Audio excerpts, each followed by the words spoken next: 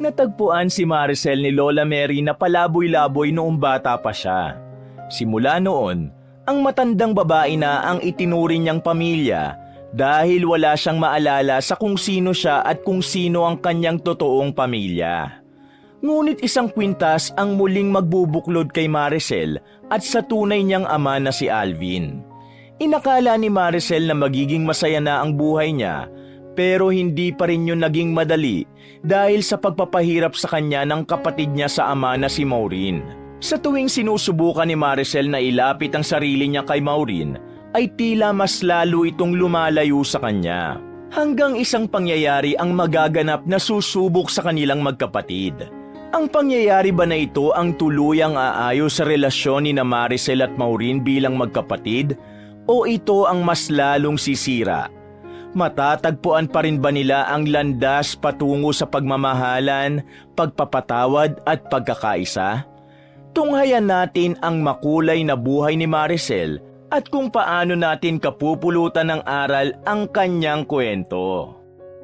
May malaking ngiti sa labi ng 25 anyos na si Maricel nang buksan niya ang pinto ng kanilang bahay na barong-barong. Naabutan niya ang kanyang Lola Mary na nagtsatsagang manood sa maliit at luma nilang telebisyon. Agad na niyakap ng dalaga ang matanda. Hinalikan pa niya ito sa pisngi. Bakit parang ang saya-saya mo yata, Maricel? May maganda bang nangyari? Nagtataka ngunit nakangiting tanong ni Lola Mary sa apo. Lola Mary, nagbunga na po ang halos 1 buwan kong paghahanap ng trabaho. May trabaho na po ulit ako. Masayang balita ni Maricel. Aba, magandang balita nga yan. Saan ka natanggap? Doon ba sa pagawaan ng manika? Tanong ni Lola Mary. Umiling si Maricel. Hindi po, sa Chua Cargo Airlines po. Tugon ni Maricel. Airlines? Ano ka doon? Flight attendant o piloto? Inosenteng tanong ng matanda. Ang taas naman nun, Lola. High school graduate lang po ako, di ba? Janitress po ako sa opisina nila. Kanina po kasi habang naglalakad ako, nakita ko sa labas ng building nila na naghahanap sila ng janitress. Nag-apply na ako at diretso interview na agad. Nakapasa naman po ako kaya kailangan ko na lang pong magpasa ng requirements. Tapos makakapag-umpisa na ako next week. Mahabang kwento ni Maricel. Saglit na natigilan si Lola Mary at tila prinoseso pa nito ang mga sinabi ng apo. Maya-maya ay ngumiti ito ng malaki at pumalakpak. Ay salamat sa Diyos. Nagbunga rin ng ilang linggo na palakad-lakad ka sa paghahanap ng trabaho. Wika ni Lola Mary. Kaya nga Lola, sa kakalakad ko, bumigay na itong sapatos ko. Natatawang tura ni Maricel. Bumili ka na lang ng bago kapag nakasahod ka na. Ay oo nga pala, anong klaseng kumpanya ba yung papasukan mo, apo? Tanong ni Lola Mary. Malaking kumpanya po yun na nag-aasikaso ng mga cargo na pinapadala sa iba't ibang lugar at bansa. Mga kahon, packages, at kung ano-ano pa po na kailangang maihatid ng mabilis. Paliwanag ni Maricel. Pinatong ni Lola Mary ang kanyang kamay sa ibabaw ng kamay ni Maricel. Siguraduhin mong pagbubutihin mo ang trabaho mo. Magtiyaga ka at magsipag ka lang. Payo nito. Huwag po kayong mag-alala, Lola. Pagbubutihin ko po ang trabaho ko. Ang gusto ko po ay magtagal ako ron kasi ang hirap pong maghanap ng trabaho ngayon. Lalo na't hindi po ako nakapag-aral ng kolehiyo. Sambit ni Maricel. Kung hindi siguro ako ang nakapulot sa'yo, baka hindi ganito ang buhay mo. Napabuntong hininga si Lola Mary. Huwag ka nga magsalita ng ganyan, Lola. Wala po akong pinagsisisihan na kayo nakakita sa akin nung bata pa ako. Naniniwala po ako na walang aksidente dito sa mundo. Lahat na nangyayari ay may dahilan. Sa pagkakataon na yun ay muling niyakap ni Maricel ang kanyang lola. Sa pagtatapos ng kanilang usapan, tumingin si Maricel sa paligid ng kanilang munting bahay. Hindi kalayuan sa pagkainan ay ang lumang papag na tinutulugan nila. Sa isang tabi, naroon ang lumang kagamitan na natatakpan ng kurtina. Mahirap ang kanilang buhay, ngunit kailanman ay hindi nawala ng pag-asa si Maricel. Hindi siya pinanghihinaan ng loob. Ang kanyang pangarap at pagpupursige na umangat kahit papano ay hindi lamang para sa sarili, kundi para sa kanilang dalawa ni Lola Mary. Ang kagustuhan niya na mabigyan ito ng mas maginhawang buhay ang nagsisilbing inspirasyon niya upang magpatuloy sa kabila ng mga hamon na patuloy na ibinabato sa kanya ng buhay. Matapos makumpleto ni Maricel ang requirements na kailangang ipasa, ay sinabi na sa kanya ng HR officer ng Chua Cargo Airlines na maaari na siyang magsimula sa darating na Lunes. Paulit-ulit na nagpasalamat si Maricel at hindi maalis ang kanyang ngiti nang lumabas siya ng HR office. Sa wakas, kahit paano ay hindi na nila kailangang mangutang ng pagkain sa araw-araw dahil meron na ulit siyang trabaho. Dumating na ang unang araw ng trabaho ni Maricel. Maaga siyang nagising dahil ayaw niyang malate sa trabaho sa araw na yon. Matapos mag-almusal ay naligo na siya at isinuot ang kanyang uniform na plinansya ni Lola Mary nung nakaraang gabi. Isang maliit na kahon na nasa lumang drawer ang inilabas niya. Nang buksan niya yon, ay tumambad sa kanya ang isang kwintas na gawa sa white gold. Ang pendant noon ay hugis puso. Nabubuksan ang pendant at sa loob ay merong larawan na hindi niya alam kung ano ang nasa larawan dahil kupas na yon. Para kay Maricel ay lucky charm niya ang kwintas, kaya kahit alam niya na malaki ang perang makukuha niya kapag ibinenta niya yon, ay hindi niya yon pinagtangkaang ipagbili. Nang isuot ni Maricel ang kwintas, ay bumalik sa kanyang alaala ang araw na nagtagpo ang landas nila ni Lola Mary. Sa pagkakatanda niya, ay hindi niya alam kung bakit siya nagpapalaboy-laboy noon sa kalsada. Wala rin siyang maalala kung ano ang pangalan niya at kung saan siya nakatira. 7 years old pa lamang noon si Maricel, hanggang sa nakita siya ni Lola Mary. Nagtutulak ito ng kariton na puno ng kalakal. Hindi nagdalawang isip si Lola Mary na lapitan at tanungin si Maricel kung saan ito nakatira. Pero dahil walang maalala at hindi alam ng matanda kung saan lalapit, ay nagdesisyon itong ampunin si Maricel.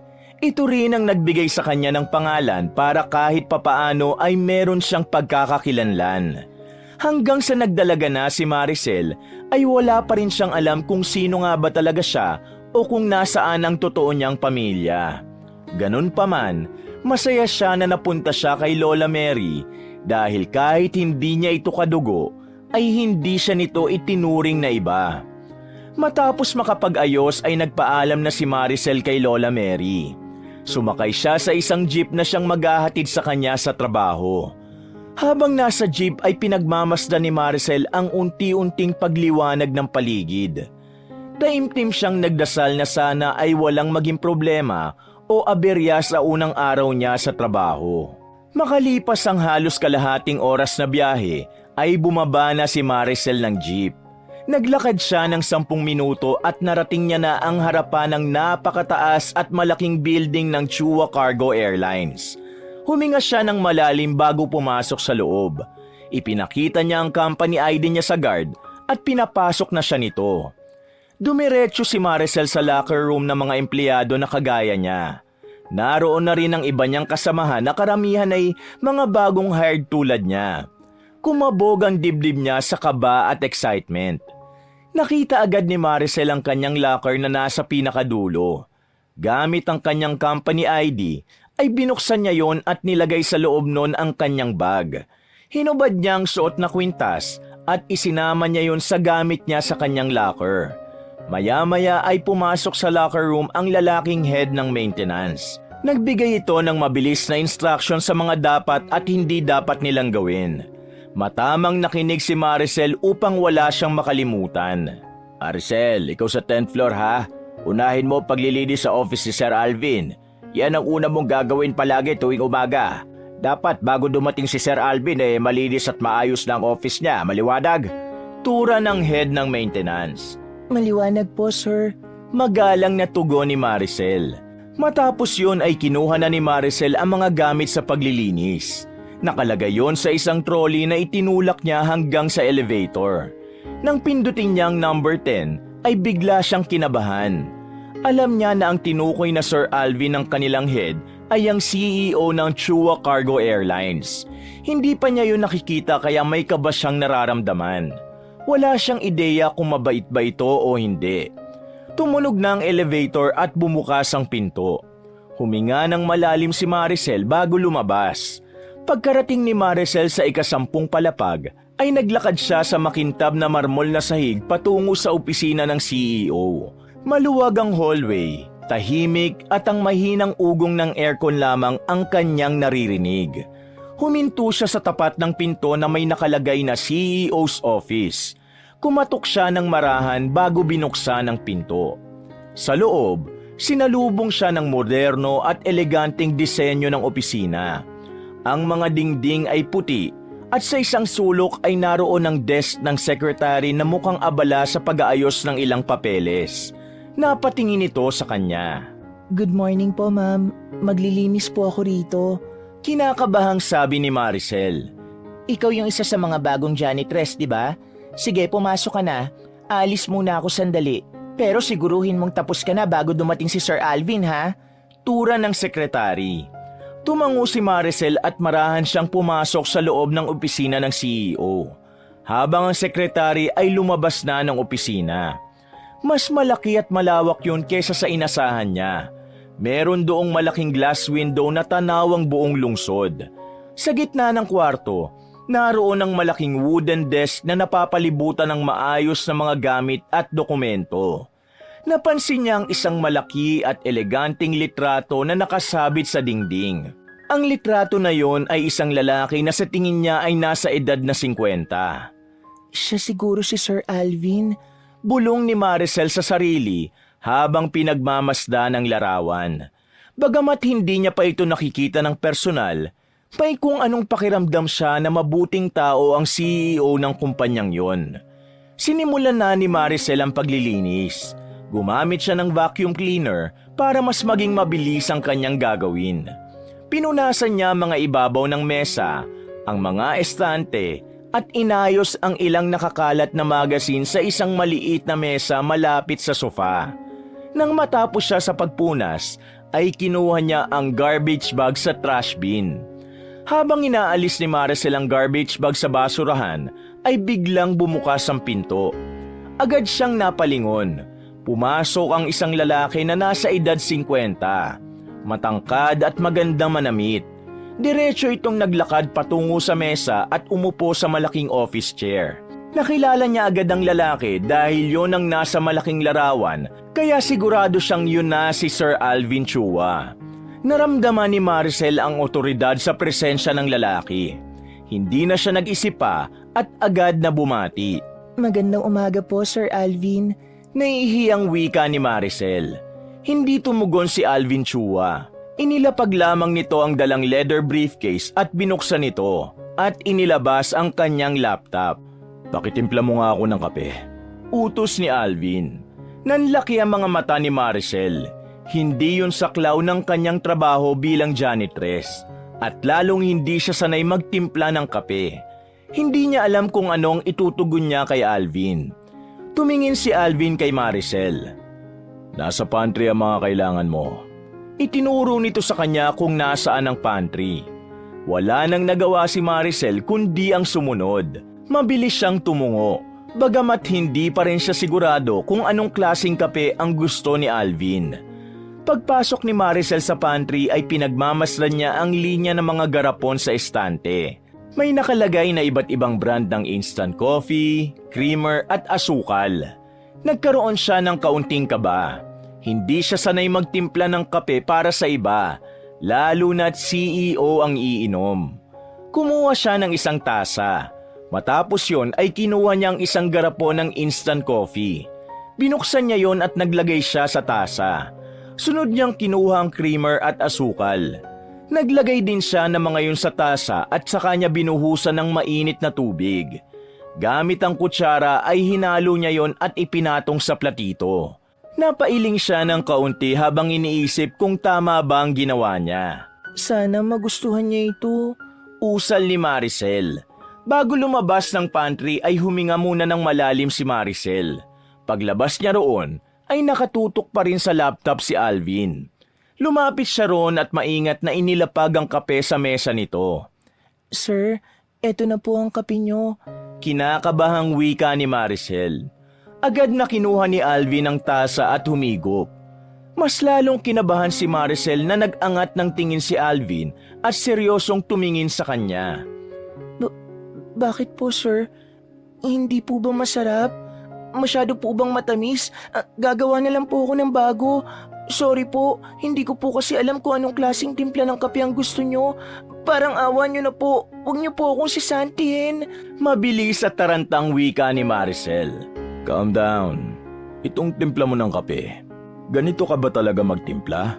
Tanong ni Alvin. Opo sir, ganyang timpla po kasi ang gusto ng lola ko.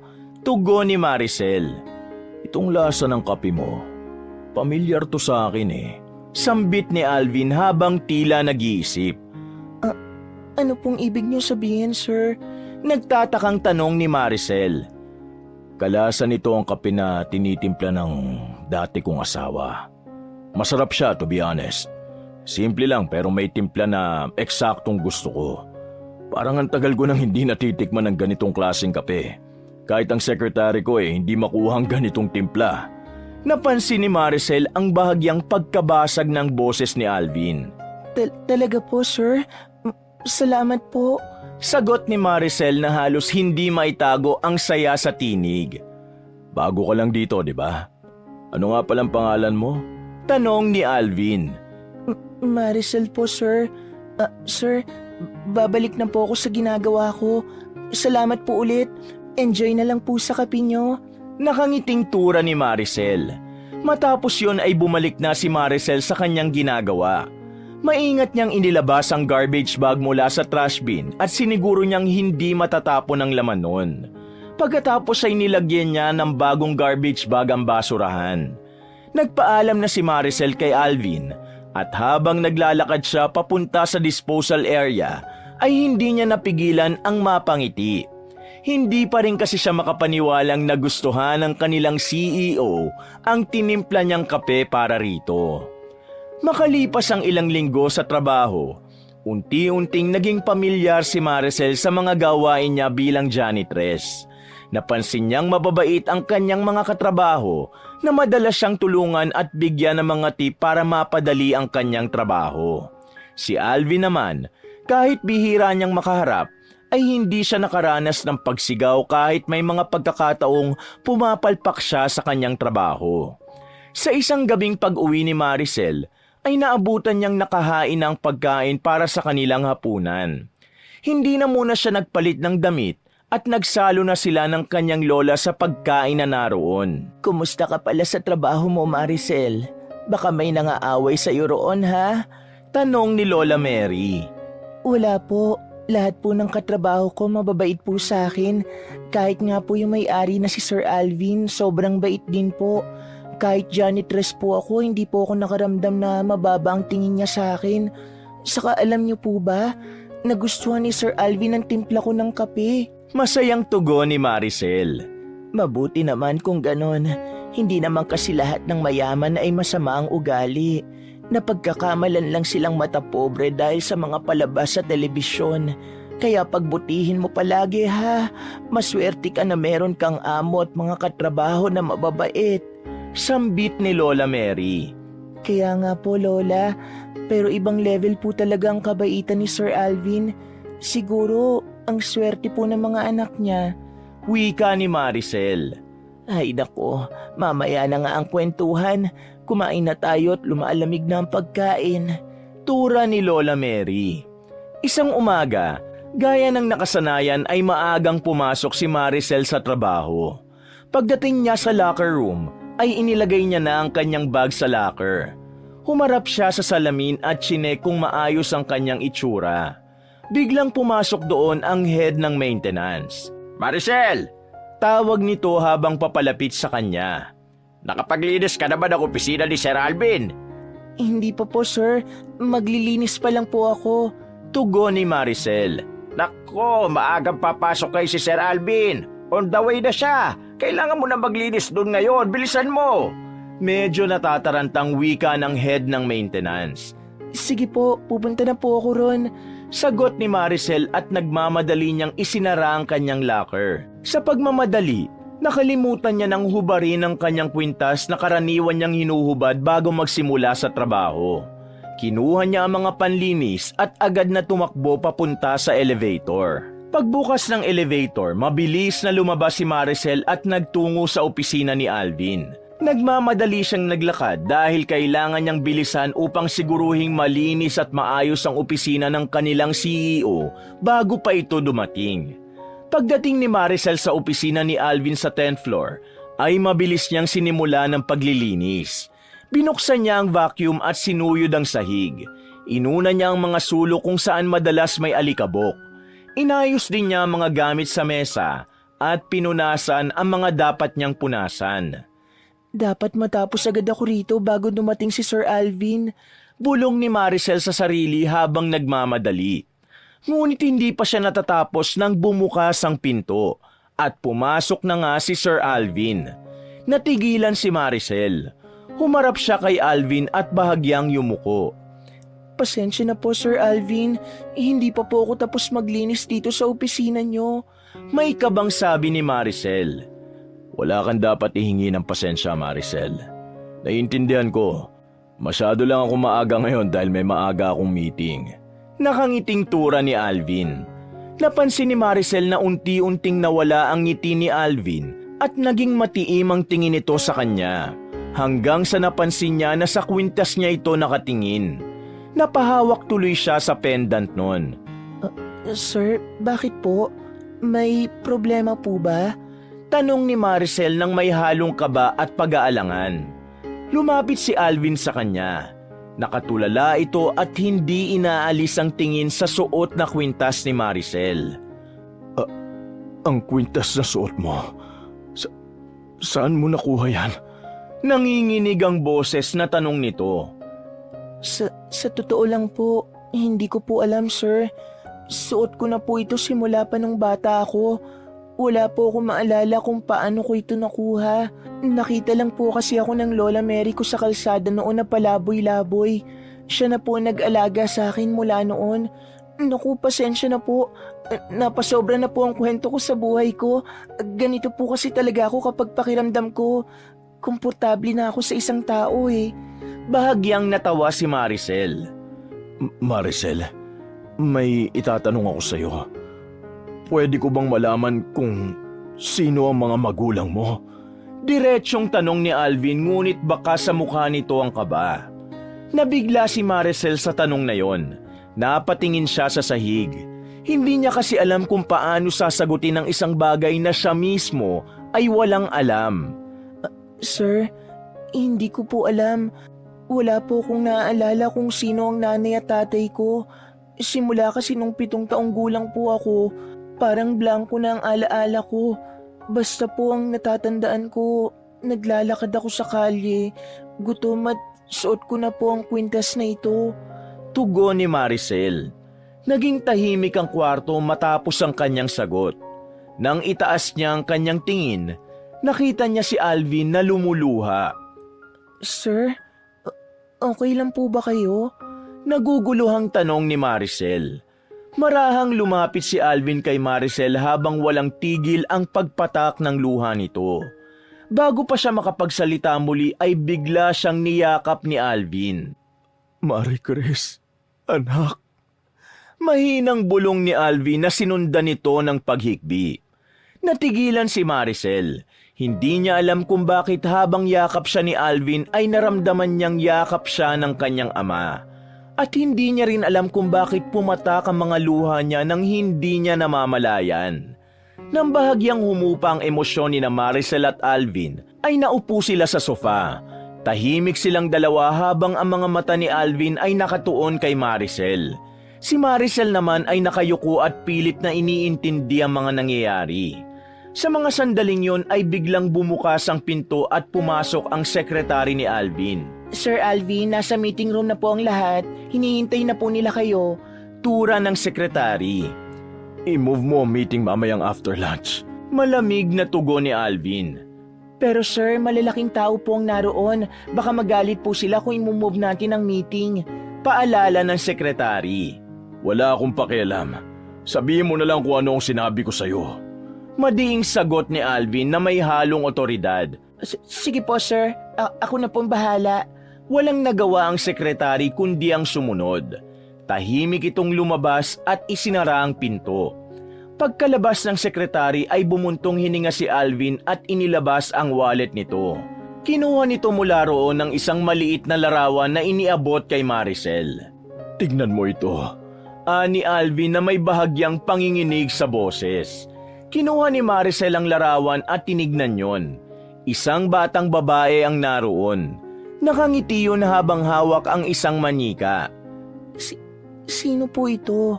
Tanong ni Maricel na may pagtataka. Siya si Marie Chris, ang panganay kong anak. Nakidnap siya noong 7 taong gulang pa lamang siya. Malungkot na sagot ni Alvin. Nagbayad ako ng ransom. Lahat ng hiling ng mga kidnapper ay sinunod ko. Pero pagkatapos ng lahat, hindi nila binalik ang anak ko. Sinabi ng mga kidnapper na pinatay nila si Marie Chris. Pagpapatuloy ni Alvin habang pinipigilan ng pagluha. Tumigil sandali si Alvin. Tila humuhugot pa ito ng lakas upang ituloy ang pagkukwento. Ang kwintas na suot mo. Ako ang nagbigay niya noon kay Marie Chris. Regalo ko yon sa kanyang ika-7 kaarawan. Kaya nagtataka ako kung bakit nasa iyo yan ngayon. May mga nakaukit sa pendant niya na wala ang ibang kwintas kaya nag-iisa lang yan. At hindi pwedeng magkaroon ng katulad. Sambit ni Alvin. Napatingin si Maricel sa kwintas na nasa kanyang leeg at hinawakan niya yun. Muli siyang tumingin kay Alvin. Ibig niyo pong sabihin, ako si Marie Chris? Hindi makapaniwalang tanong ni Maricel. Malaki ang posibilidad, Maricel. Wala ka ba talagang naaalala kung paano ka napunta sa lansangan noon? Tanong ni Alvin. Umiling si Maricel. Wala po talaga. Blanko pong lahat ng alaala ko nung 7 taong gulang ako pababa. Matapat niyang sagot. Papayag ka bang magpa-DNA test? Tanong ni Alvin. DNA test? Nakakunot ang noon na tanong ni Maricel. Iyon ang paraan para malaman natin kung magkadugo tayo. Kukunin nila ang sample ng dugo mo at dugo ko at aalamin kung match tayo. Kung ayaw mo ng dugo, pwedeng laway o kaya kuko. Kahit tibla ng buhok ay pwede. Paliwanag ni Alvin. Napaisip si Maricel, ngunit sa huli ay tumango. Sige po, kung makakatulong ito para malaman natin ang totoo, pumapayag po ako. Walang pag-aalinlangan na tura ni Maricel. Hindi na napigilan ni Alvin ang sarili at muli niyang niyakap si Maricel ng mahigpit. Sana nga ay ikaw si Marie Chris. Bulong nito. Tahimik namang napaluha si Maricel habang pilit na iniintindi ang bigat ng sitwasyon at ang posibilidad na natagpuan na niya ang nawawala niyang pamilya. Hindi muna sinabi ni Maricel kay Lola Mary ang lahat ng nalaman niya mula kay Alvin. Hindi pa siya handang sabihin yun sa lola niya, lalo't hindi pa sigurado kung ano ang katotohanan. Sa halip, nanatili siyang tahimik sa mga sumunod na araw at pinilit niyang maging normal sa harap ng kanyang Lola Mary habang nilalabanan ang bumabagabag sa kanyang isipan. Dumating ang araw ng pagkuha ng sample para sa DNA test.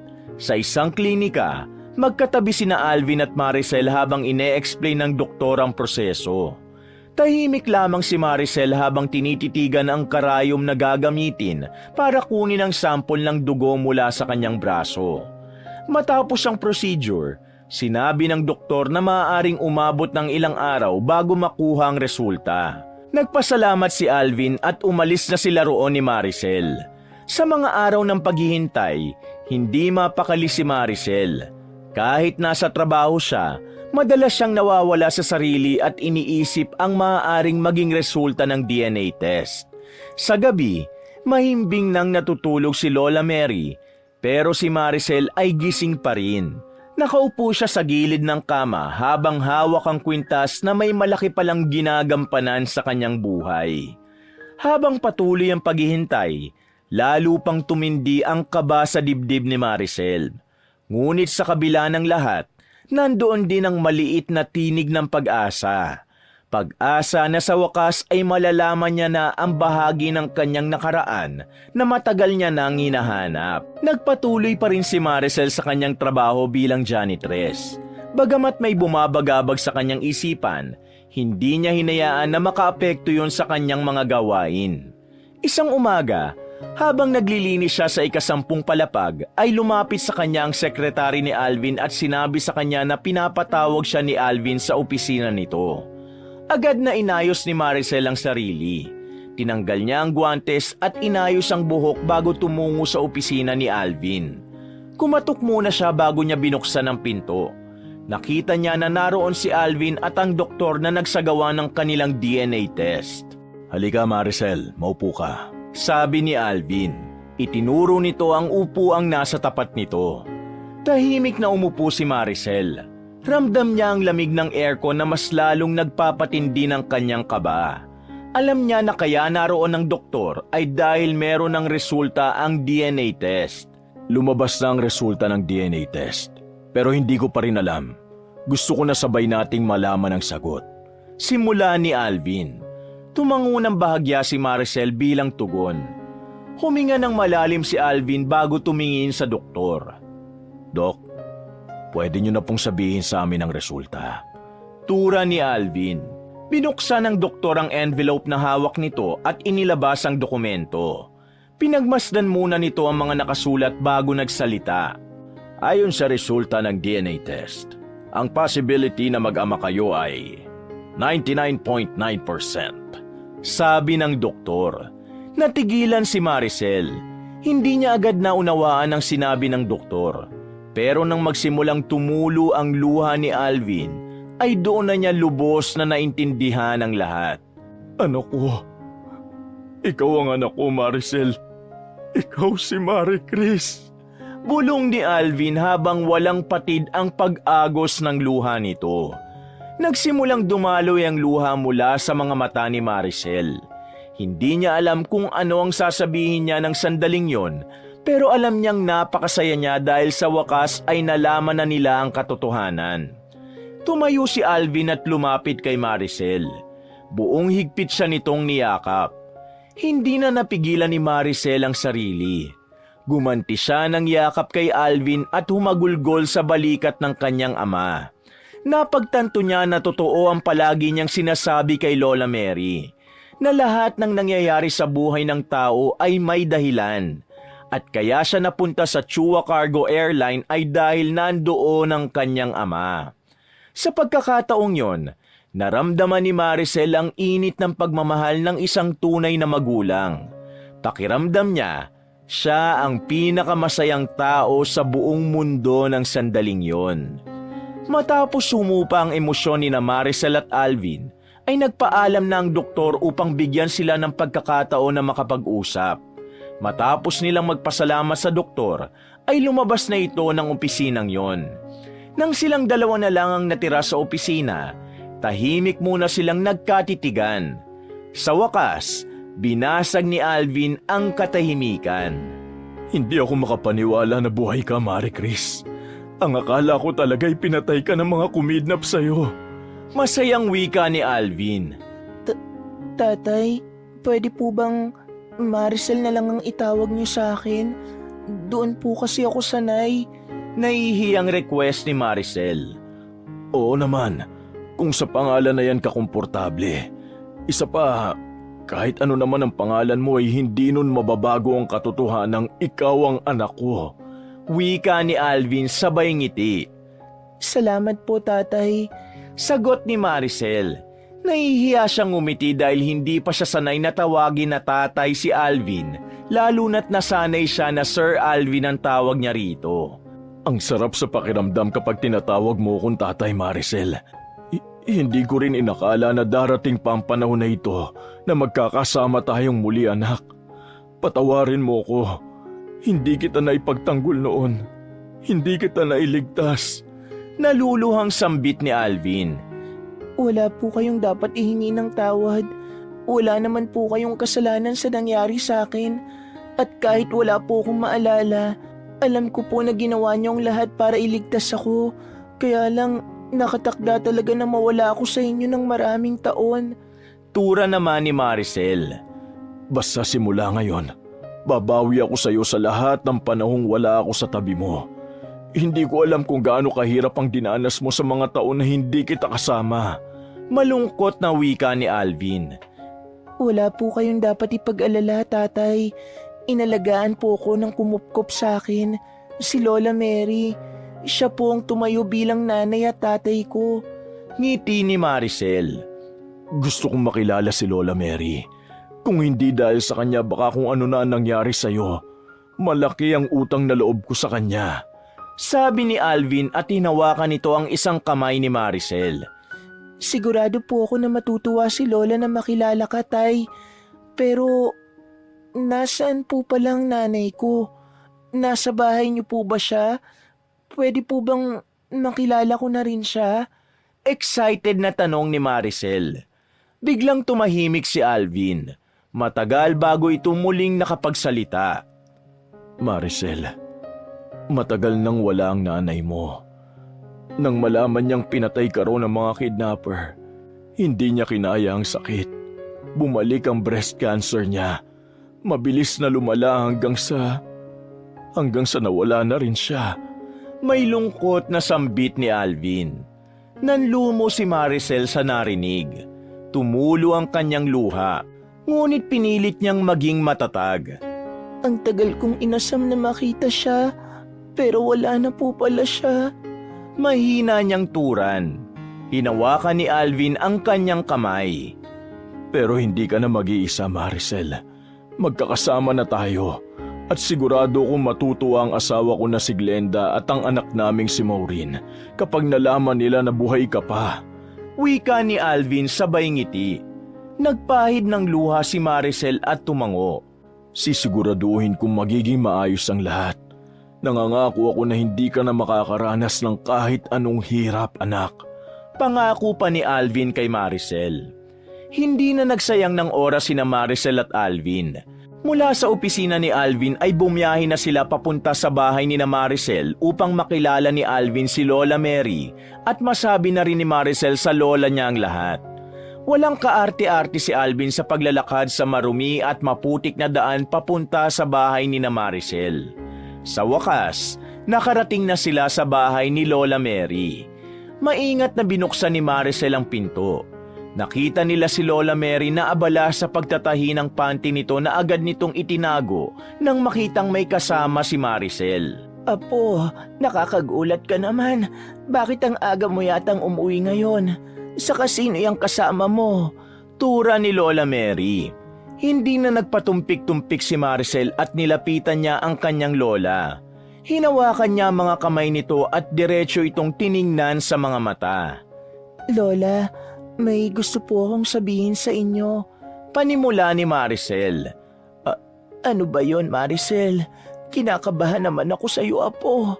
Sambit ni Lola Mary. Doon na ipinakilala ni Maricel si Alvin sa Lola Mary niya.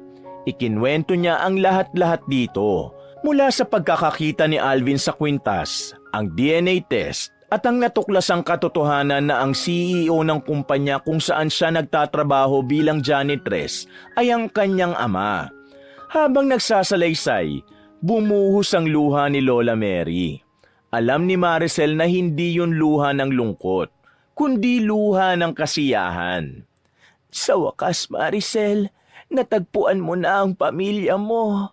Sambit ni Lola Mary habang pinupunasan ang luha gamit ang palad. Lumapit si Alvin kay Lola Mary at marahang yumuko bilang tanda ng pasasalamat. Salamat po, Lola Mary. Hindi ko alam kung paano ko kayo mapasasalamatan sa pagkupkup nyo sa aking anak. Tura nito. Ginawa ko lang kung ano ang tama, Sir Alvin. Nung nakita ko si Maricel at nalaman ko na wala na siyang mauuwian, ay hindi ako nagdalawang isip na kupkupin siya. Nakangiting wika ni Lola Mary. Muling humarap si Lola Mary kay Maricel. Kung ganon, apo, sasama ka na ba sa tatay mo? Tanong nito habang nanginginig ang boses. Tumango si Maricel. Ngunit bago pa man magpatuloy si Lola Mary sa pagsasalita, ay inunahan niya na ito. Pero syempre kasama ko kayo. Hindi ako papayag na magkahiwalay tayo. Sinabi ko na po yun kay tatay at pumayag siya. Masayang wika ni Maricel. Tama po si Maricel, Lola Mary. Kayo ang naging pamilya ni Maricel sa matagal na panahon kaya alam ko na hindi niya kayang malayo sa inyo. Kaya sasama po kayo sa kanya na tumira sa bahay namin. Ani Alvin sabay ngiti. Walang pagsidla ng kasiyahan ni Maricel habang tinitingnan ang dalawang pinakamahalagang tao sa buhay niya. Sa wakas, magkakasama na sila. Mula sa tahimik na bahay na yon hanggang sa bagong simula sa piling ng tunay niyang pamilya. Sa kabila ng mga lungkot at hirap na pinagdaanan niya, ang lahat pala talaga ng yon ay merong dahilan. At yon ang nagdala sa kanya upang muli niyang makapiling ang ama na matagal nang nawalay sa kanya. Pagsapit ng tanghali, ay agad na nag-impake na sina Maricel at Lola Mary ng kanilang mga damit. Sa araw din na yon ay napagkasunduan nila na lumipat na silang maglola sa bahay ni Alvin. Habang abala sa pag-iempake, narinig ni Maricel na may kausap sa cellphone ng tatay niya at anito ay maghanda ng espesyal na hapunan dahil meron itong espesyal na tao na dadalhin sa bahay nito. Bandang hapon ay bumabiyahe na sina Maricel papunta sa bago niyang tahanan. Habang nagmamaneho si Alvin ay tahimik lang sila ni Lola Mary na nakaupo sa likuran. Malungkot man na iiwan na nila ang lugar kung saan magkasama silang bumuo ng masasaya at malulungkot na alaala, ay mas lamang pa rin ang kasiyahan ni Maricel sa bagong buhay na naghihintay sa kanila. Madilim na nang makarating sila sa bahay ni Alvin. Nang bumaba sila, bumungad sa kanila ang isang malamansyon na tahanan na napapalibutan ng mataas na pader. May malawak na driveway na gawa sa cobblestone at ang bahay mismo ay mala-Mediterranean ang arkitektura. Halos hindi makapaniwala si Maricel sa kanyang mga nakita. Ang laki pala at ang ganda ng bahay mo, tatay. Aniya habang nakatitig sa malaking bahay sa kanilang harapan. Hindi lang ito bahay ko, anak. Bahay mo rin ito. Pagtatama ni Alvin. Pagpasok nila sa loob ay sumalubong sa kanila ang malamig na temperatura dahil naka-centralized ang aircon sa bahay. Agad nilang nakita sa sala ang isang babae na nasa 40s. Abala yun sa pag-aayos ng sariwang bulaklak sa isang eleganteng vase na yari sa kristal. Maganda ang babae. May maayos na kulot na buhok na abot sa balikat. At elegante ang suot nitong bestidang puti na may manipis na sinturon sa baywang. Glenda, tawag ni Alvin. Lumapit ang babae at ngumiti kay Alvin. Ngunit halata ang pagtataka nito nang makita sina Maricel at Lola Mary.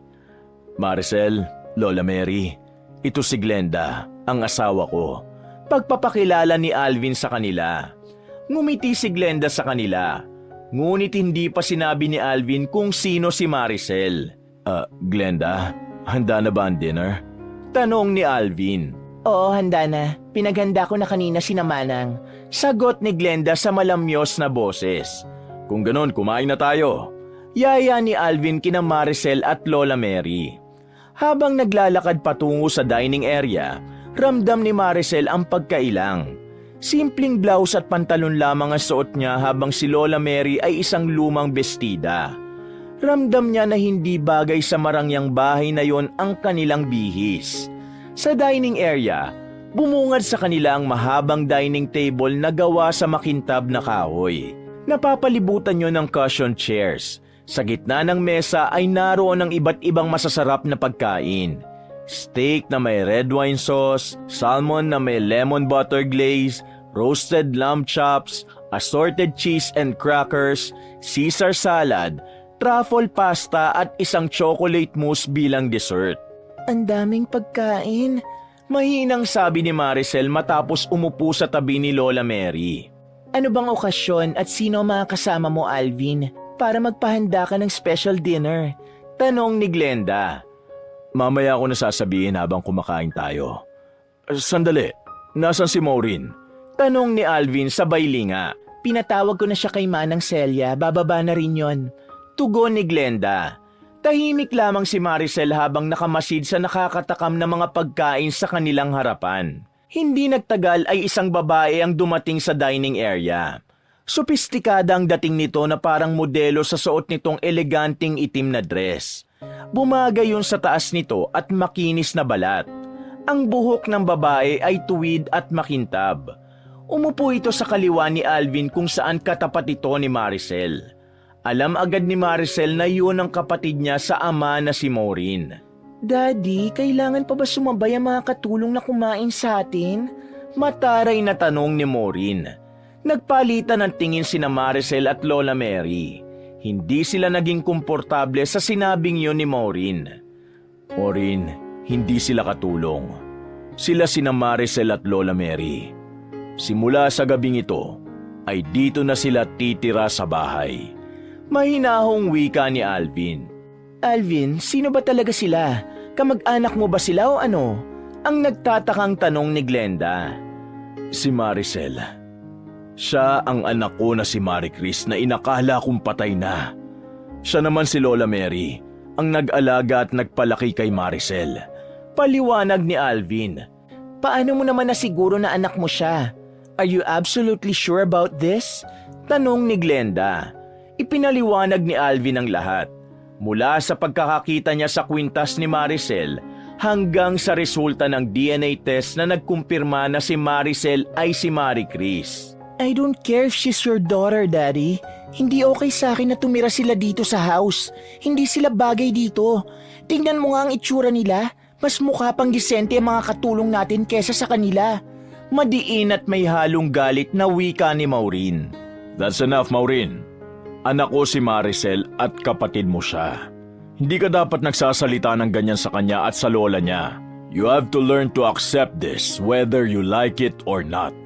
Puno ng otoridad na sambit ni Alvin. Nagpupuyo sa galit na tumayo si Maureen. Fine, do whatever you want, Daddy. Pero wag mong asahan na matatanggap ko ang chip na yan bilang kapatid ko. Tuluyan na itong nag-walk out sa dining area. Maureen, bumalik ka rito! Wala kang respeto! Sigaw ni Alvin. Alvin, ako na muna ang kakausap sa kanya. Excuse me. Tumayo na rin si Glenda at agad na sinundan si Maureen.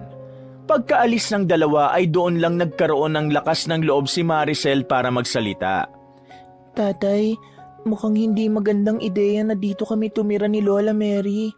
Nakakahiya po kay Maureen at sa asawa ninyo. Tura ni Maricel. Hinawakan ni Alvin ang kamay ni Maricel at tumingin ng seryoso sa kanya. Maricel, bahay mo rin ito. Nabigla lang si Maureen. Bigyan natin siya ng panahon para iproseso ang lahat. Tugon ito sa kanya. Ngunit hindi mapigilan ni Maricel ang kaba. Ramdam na niya agad ang bigat ng magiging buhay nila sa bahay na yon. Lalo na't halatang hindi sila tanggap ni Maureen. Nagsimula na silang kumain. Pero kahit anong sarap ng mga kinakain nila, hindi maalis sa isip ni Maricel ang posibilidad na hindi magiging madali ang pananatili nila roon ng kanyang lola. Nang sumunod na araw ay nagtungo sina Alvin at Maricel sa klinik ng isang kilala at mahusay na psychiatrist. Tahimik si Maricel habang naglalakad sila ng kanyang ama papasok. Hindi niya maalis ang kaba sa kanyang dibdib. Pagpasok nila ay sinalubong sila ng psychiatrist na si Dr. Aurora. Isang babaeng nasa late 40s na may mahinahong boses at mapagkakatiwalaang aura. Good afternoon, Mr. Chua and Maricel. Bati sa kanila ni Dr. Aurora. Tatay, parang kinakabahan ako. Ani Maricel. Huwag kang mag-alala, Maricel. Nandito ako para tulungan kang maalala mga nawala mong memory nung bata ka pa.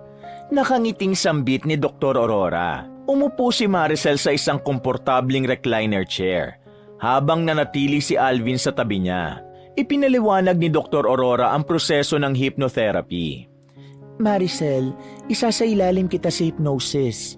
Makatutulong ito upang maalala mo ang mga nakalimutan mo. Huwag kang matakot. Ligtas ang prosesong ito. Paliwanag ng psychiatrist. Nagsimula si Dr. Aurora sa isang malumanay na tinig. Sinundan lang ni Maricel ang sinabi nito hanggang sa unti-unti na siyang napapikit. Maricel, bumalik ka sa panahon kung kailan nangyari ang pagkawala mo. Mahinahon na utos ni Dr. Aurora. Sabihin mo sa akin kung ano ang nakikita mo. Napangiwi si Maricel. Muli niyang naramdaman ang takot nung may mga lalaking dumukot sa kanya. May mga lalaking kumuha sa akin. Dinala nila ako sa isang madilim na lugar. Pero may isang lalaki. Isa sa kanila, tinulungan niya akong makatakas. Sabi niya, tumakbo ko at huwag nang lilingon. Napahikbi si Maricel habang isinasalaysay ang mga bagay na yon. Nang matapos ng session, ay ipinaliwanag ni Dr. Aurora ang lahat.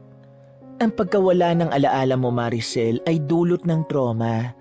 Paraan yun ng utak mo para protektahan ang sarili mo mula sa masakit na karanasan. Tura nito.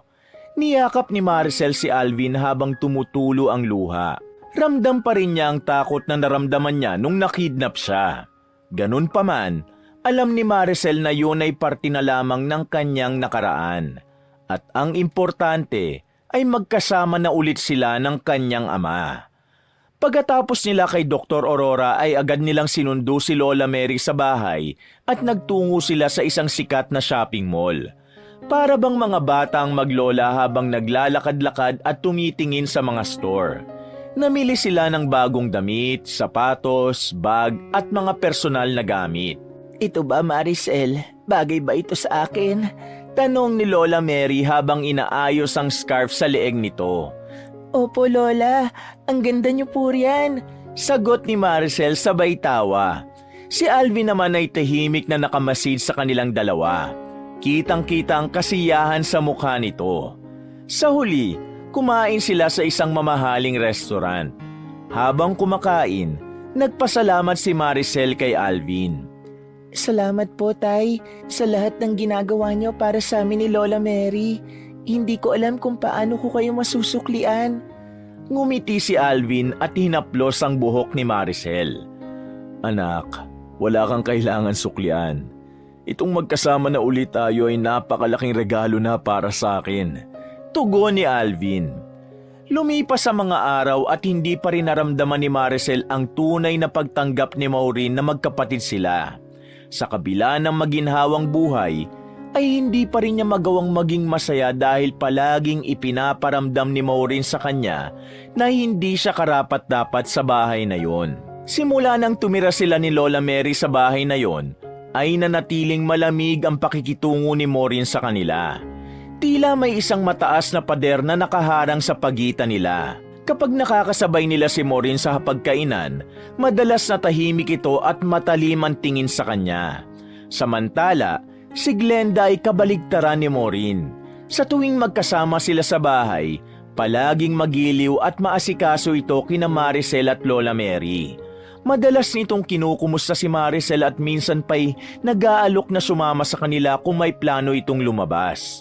Dahil kay Glenda, kahit papaano ay nababawasan ang lungkot na nararamdaman ni Maricel. Gayunpaman, hindi nawala ang pangamba sa puso ni Maricel. Sa mga tahimik na gabi, hindi niya maiwasang mag-isip kung kailan nga ba matatanggap ni Maureen na magkapatid sila. Si Alvin naman ay patuloy na nagpapakita ng pagmamahal kay Maricel. Sa kabila ng pagiging abala nito sa trabaho, lagi nitong sinisiguro na meron pa rin itong oras para kay Maricel. Sa kabila ng mga alalahanin, pinilit ni Maricel na maging matatag para sa kanyang lola at tatay. Ngunit sa loob niya, hindi niya maialis ang takot na baka hindi talaga siya kailanman matatanggap ni Maureen sa bahay na yon at sa buhay nito. Isang umaga, naisipan ni Maricel na maglibang at magtampisaw sa swimming pool ng kanilang bahay. Habang naglalakad siya papunta roon, ramdam niya ang malamig na hangin na sumasalubong sa kanyang mukha. Nang makarating siya sa pool area, natigilan siya nang makita si Maureen na nakikipagharutan sa isang gwapong lalaki sa pool. Nakasuot si Maureen ng two-piece swimsuit na lalong nagpalutang sa magandang hubog ng katawan nito. Aalis na sana si Maricel nang bigla siyang mapansin ni Maureen. "Hoy Maricel!" Malakas na tawag nito. Nilingon ni Maricel ang kapatid sa ama at kahit hindi niya gustong lumapit ay lumapit pa rin siya rito. Ikuha mo nga kami ng freshly squeezed orange juice. Pabalang na utos ni Maureen. Sige, sandali lang. Mahinahong tugon ni Maricel. Agad na nagpunta si Maricel sa kusina at pagdating doon ay kumuha siya ng mga orange at sinimulan ng paggawa ng juice. Nakita siya ni Manang Celia kaya nilapitan siya nito. Ay, Maricel, ako na ang gagawa niyan. Kung may gusto kang kainin o inumin, mag-utos ka lang sa akin o sa ibang kasambahay. Sabi ni Manang Celia. Salamat po, Manang. Pero hindi po ito para sa akin. Kay Maureen po ito. Inutusan po niya ako eh. Paliwanag ni Maricel. Nako, maldita talaga yang si Maureen. Ang layo sa ugaling na Sir Alvin at Ma'am Glenda. Talagang ikaw pang inutusan sa dami ng kasambahay dito. Naiinis na wika ni Manang Celia. Ayos lang po, Manang. Wala rin naman po akong ginagawa. Wika ni Maricel sabay ngiti. Pagkatapos gawin ni Maricel ang 2 baso ng orange juice ay bumalik siya sa pool area. Paglapit niya, nakita niya si Maureen at ang lalaki na nakaupo na sa gilid ng pool. Tahimik niyang inilapag ang tray ng juice sa mesang nasa gilid ng pool. Ang ganda naman ng bago niyong katulong. Biro ng lalaki kay Maureen, sabay kindat kay Maricel. Hindi siya katulong. Siya ang anak ng daddy ko sa una niyang asawa. Sagot ni Maureen na may bahid ng inis. Nakangiti pa rin ang lalaki at tumango. Kaya pala maganda rin siya eh. Di na ako magtataka. Pareho kayong maganda. Anito sabay tawa. Ew, napakalayo ng ganda ko sa ganda ng Maricel na yan, no? Kadiri ka talaga. Mataray pa siyang tinignan ni Maureen. Bago umalis si Maricel ay napansin niya ang malagkit na tingin ng lalaki sa kanya. Napayuko siya at mabilis na naglakad pabalik sa bahay. Matapos yun ay nagtungo na lang si Maricel sa kwarto nila ni Lola Mary. Sa kabila ng napakaraming silid sa bahay na yon ay mas gusto pa rin nila na magkasama sa iisang silid. Oh, Maricel, anong ginagawa mo rito? Akala ko ba ilalangoy ka sa swimming pool?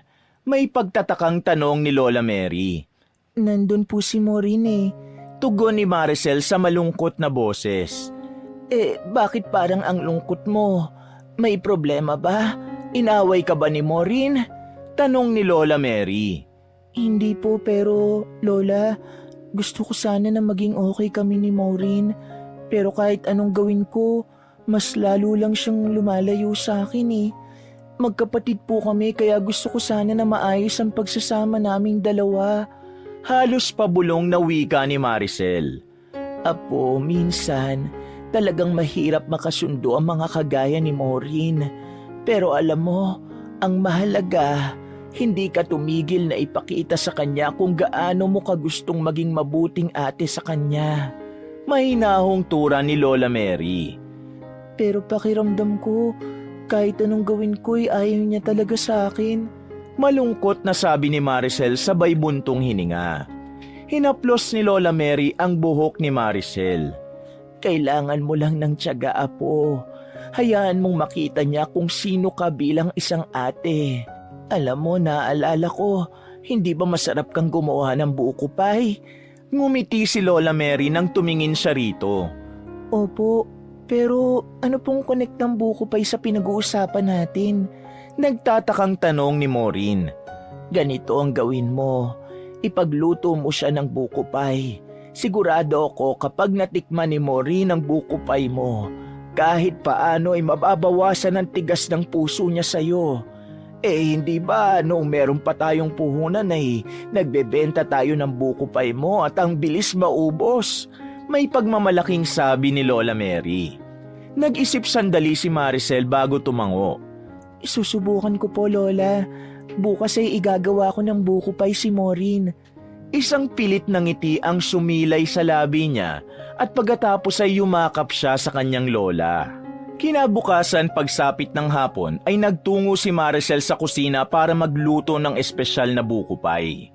Kagabi pa lang ay nagpunta na siya sa palengke at grocery store upang bumili ng mga ingredients na kailangan niya. Sa kabila ng malamig na pakikitungo ni Maureen sa kanya, umaasa siyang mapapalapit sa kanya kapag nalaman nito na ipinagluto niya ito ng isa sa mga specialty niya.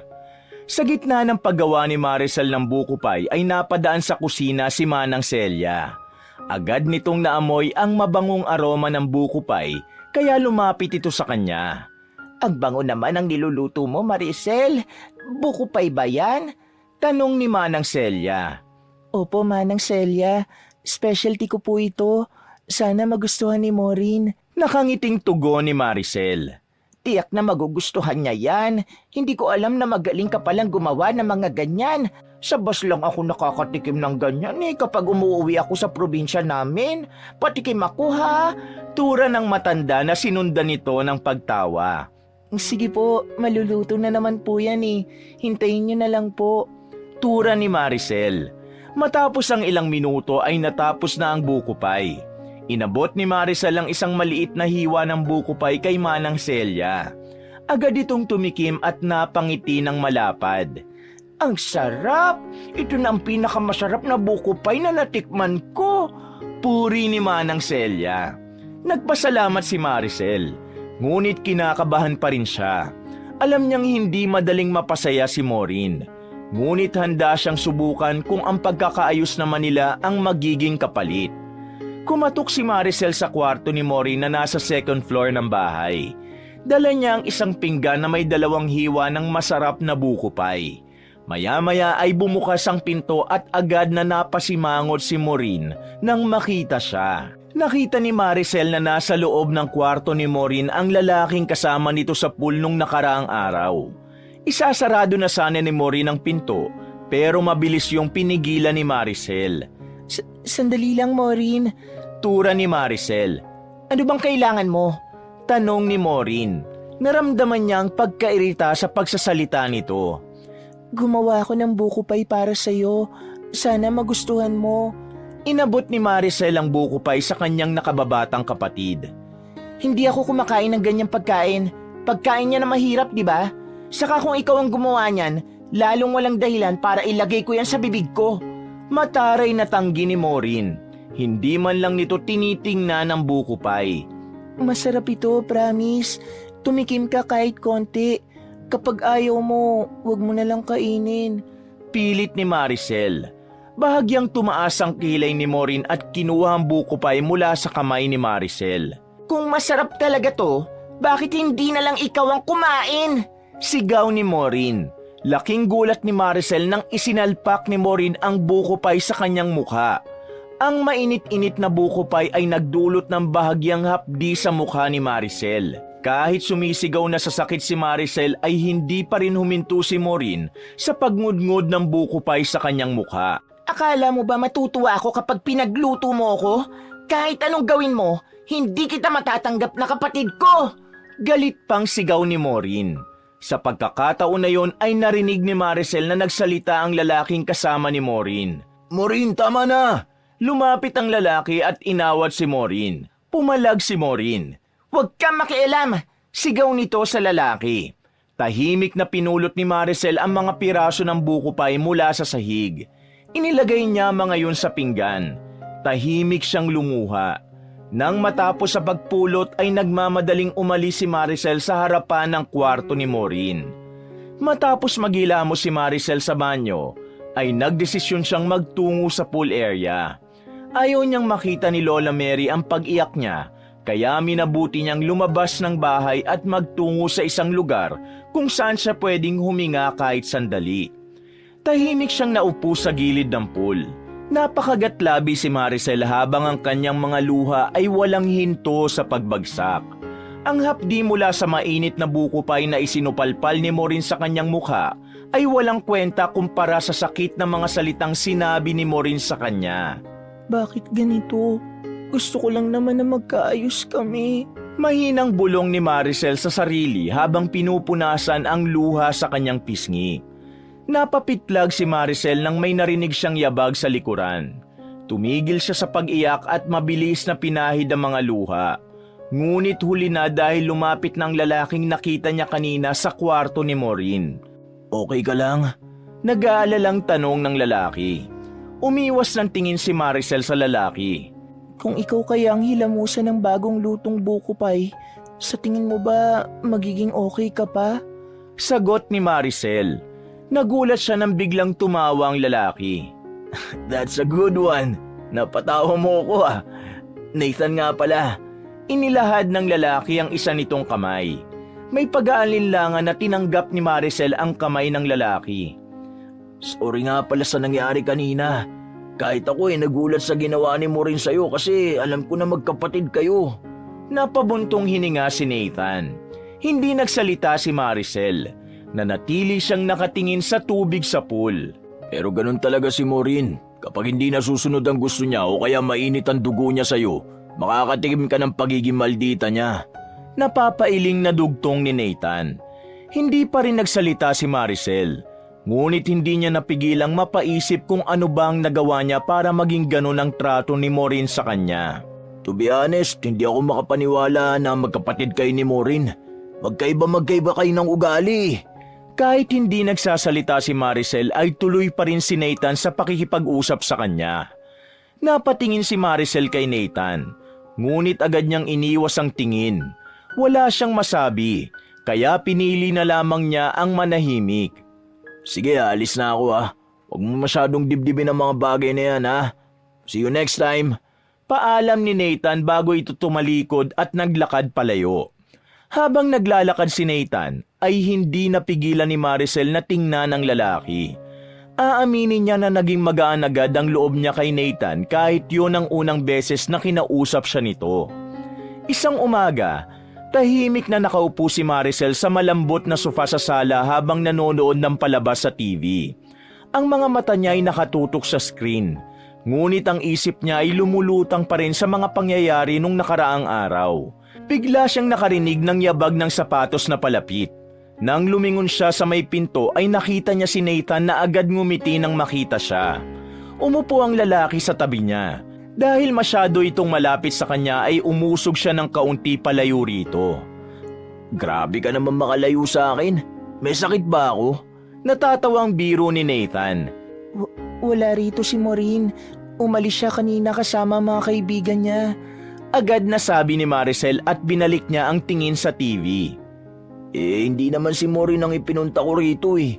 Tura ni Nathan. Napatingin si Maricel kay Nathan. Anong ginagawa mo rito? Hindi ba pumupunta ka lang dito dahil kay Maureen? Nagtataka niyang tanong. Ikaw ang ipinunta ko rito at hindi siya. Diretsyong tugon ni Nathan. Natigilan si Maricel. Hindi niya alam kung ano ang isasagot sa sinabi ni Nathan. Ako? Bakit naman? Tanong niya. Gusto ko magpunta sa Tagaytay ngayon eh. Naisip ko na isama ka. Alam ko kasi na lagi ka na lang nasa bahay. Saka ayaw ni Maureen sa Tagaytay eh. Mas gusto nun sa mga bar kung saan makakapaglasing siya. Sambit ni Nathan. Umiling si Maricel at agad na tumanggi. Ayoko, hindi pwede. Kapag nalaman ni Maureen baka magalit pa siya.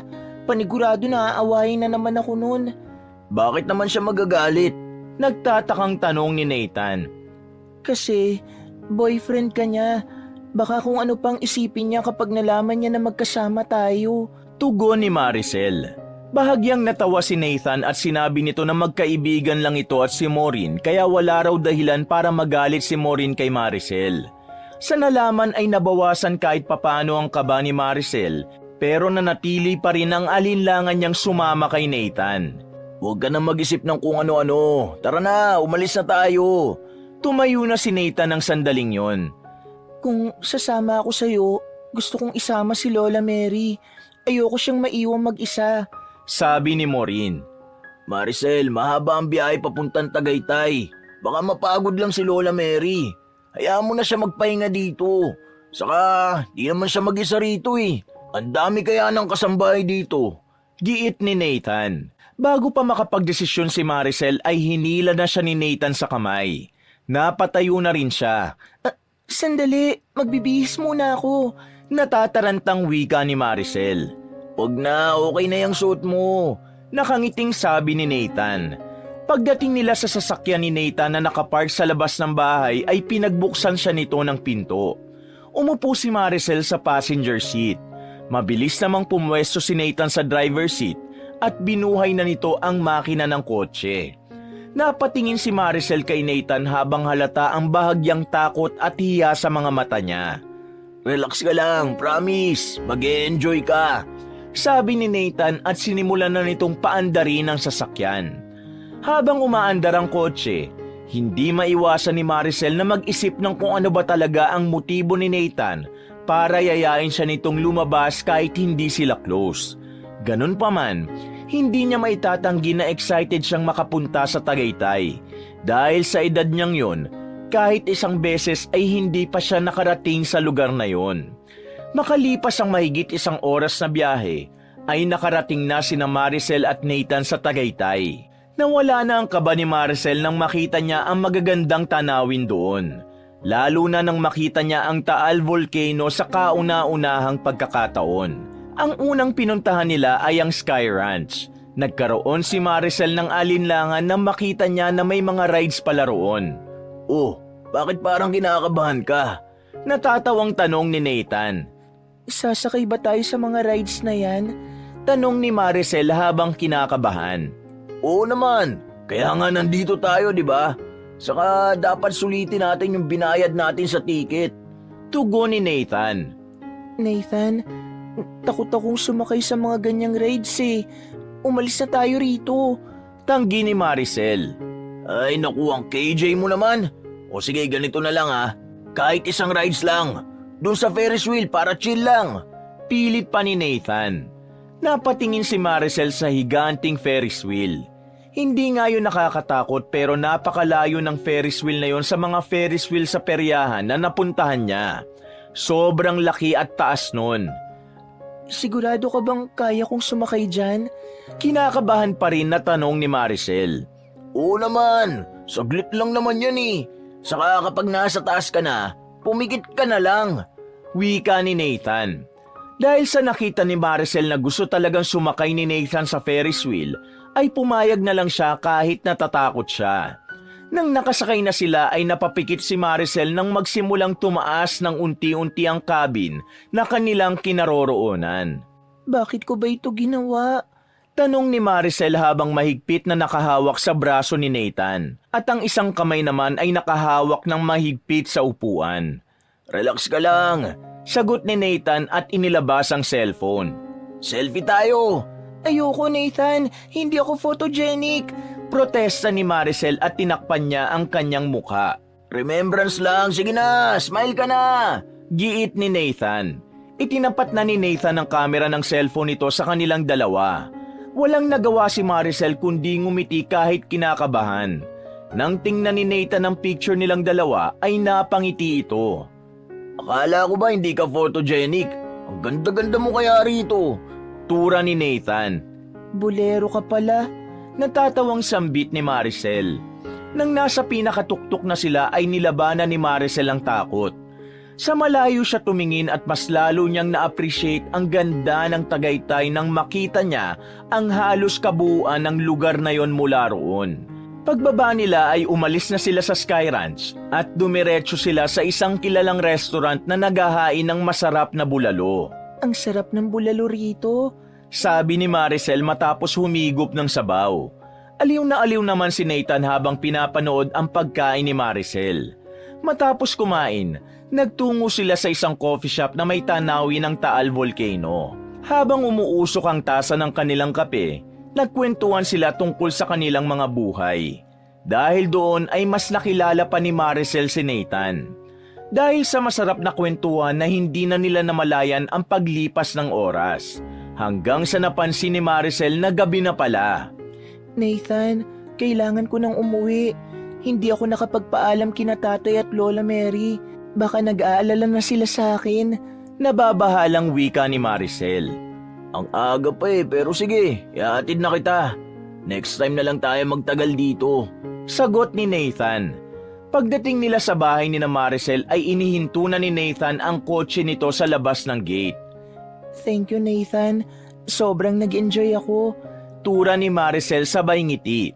Ako rin, nag-enjoy ako. Sa susunod ulit ha. Tugon naman ni Nathan.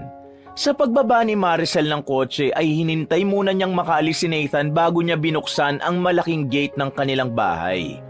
Pagpasok ni Maricel sa bahay, sinalubong siya agad ng nag-aalalang mukha ni na Lola Mary, Alvin at Glenda. Maricel, saan ka ba galing? Kanina pa kami nag-aalala sa'yo ah. Tanong ni Alvin matapos yakapin si Maricel. Tinatawagan ka namin pero hindi ka namin makontak. Dagdag ni Glenda habang hawak ang cellphone nito. Napalunok si Maricel.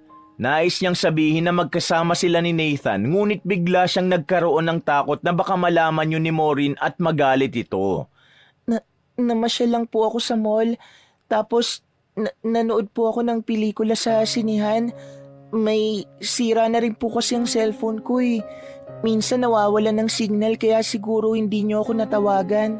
Paliwanag ni Maricel, ngunit hindi siya makatingin ng diretsyo sa tatlo. Bukas bibili na tayo ng bagong cellphone mo. Pero next time, magpapaalam ka na sa amin kung meron kang pupuntahan, ha? Talagang nag-aalala kami sa'yo eh. Tura ni Alvin. Sorry po, Tay, kung pinag-alala ko kayo. Pero okay naman po ako. Pasensya na po talaga. Nakayukong paghingi ng paumanhin ni Maricel.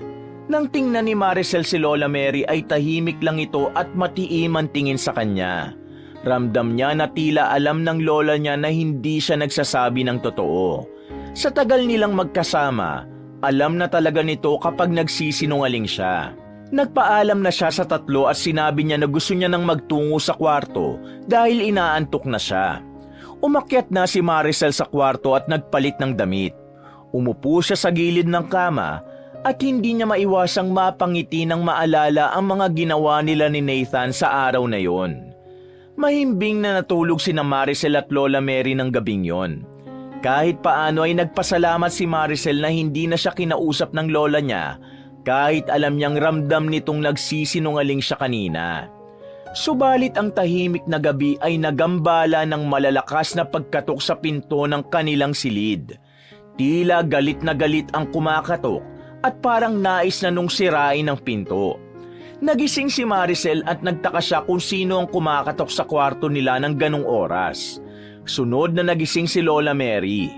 Binuksan ni Maricel ang night lamp na nakapatong sa lamesa sa tabi ng kama. Sino kaya ang kumakatok ng ganitong oras? Ang lakas naman niyang mambulahaw. Inis na tanong ni Lola Mary dahil naputol ang masarap na tulog nito. Hindi ko rin po alam. Ako na po ang titingin, Lola. Tugon ni Maricel. Bumaba siya ng kama at naglakad patungo sa pinto. Binuksan ni Maricel ang pinto nang may kaunting kaba. Ngunit hindi niya inasahan ang sumunod na mangyayari.